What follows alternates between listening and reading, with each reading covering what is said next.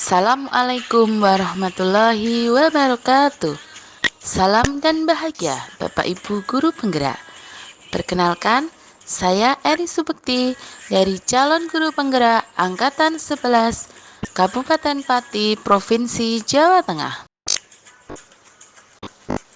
Pada kesempatan kali ini, saya akan memaparkan mengenai kesimpulan dan refleksi pemikiran Ki Hajar Dewantara pada modul 1.1 koneksi antar materi. Saya akan merefleksi diri saya dalam 3 pertanyaan. Yang pertama, apa yang saya percaya tentang murid dan pembelajaran di kelas sebelum saya mempelajari modul 1.1? Yang kedua, apa yang berubah dari pemikiran atau perilaku saya setelah mempelajari modul ini?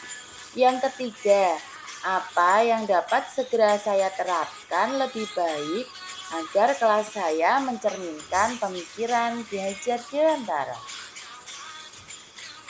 Yang saya percaya tentang murid dan pembelajaran di kelas sebelum saya mempelajari modul 1.1 adalah yaitu murid hanya sebagai objek pembelajaran. Pembelajaran berpusat pada guru atau teacher center. Jadi, kita menganggap bahwa murid kita hanya objek saja. Kemudian, jika nilai sudah mencapai KKM, dianggap pembelajaran itu sudah tercapai materi dan berhasil. Saya hanya mengutamakan aspek kognitif saja. Kemudian, ketuntasan materi lebih penting daripada memahami karakteristik murid. Jadi, saya hanya mementingkan ketuntasan materi saja. Guru hanya menuntut muridnya saja, yang mana menuntut murid menyelesaikan semua tugas sesuai dengan ketentuan guru. Kemudian, fokus utama seorang guru yang mana suasana kelas tertib, tenang, dan anak-anak memahami materi.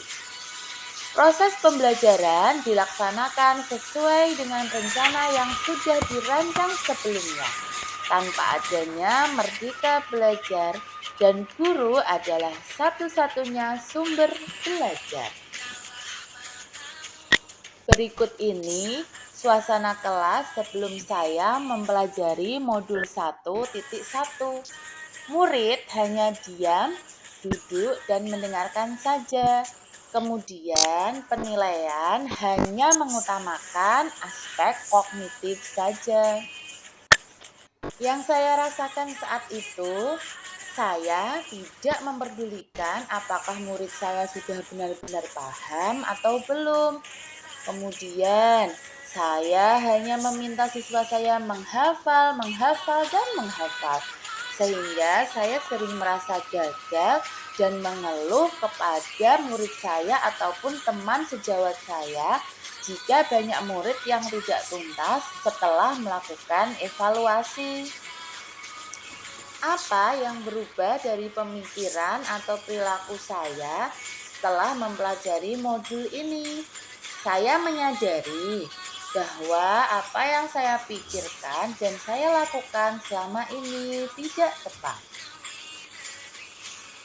Seharusnya saya melakukan proses pembelajaran secara menyeluruh, bukan hanya aspek kognitif saja.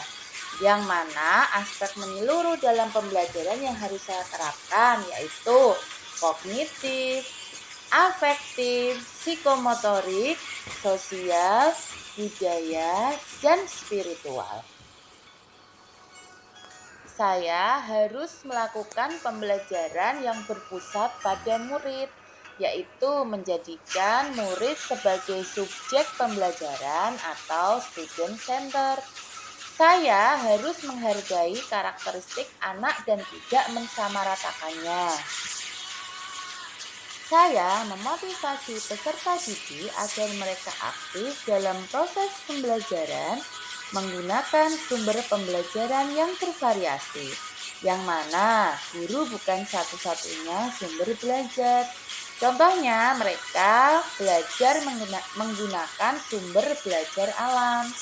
Kemudian, saya memberikan kebebasan kepada anak untuk berekspresi, mengemukakan pendapat, dan berkreasi sesuai bakatnya, yaitu menuntun sesuai kodratnya.